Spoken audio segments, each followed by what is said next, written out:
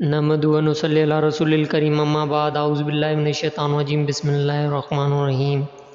حدیث نبوی ہے، اس ذات کی قسم جس کے ہاتھ میں میری جان ہے، اگر کوئی شخص رسی سے لکڑیوں کا بوجھ باندھ کر اپنے پیٹھ پر جنگل سے اٹھا لائے، پھر انہیں بازار میں بیچ کر رزق حاصل کرے تو وہ اس شخص سے بہتر ہے جو کسی کے پاس آ کر سوال کرے، پھر جس سے سوال کیا گیا ہے وہ اسے دے یا نہ دے۔ صحیح بخاری حدیث نمبر 1470۔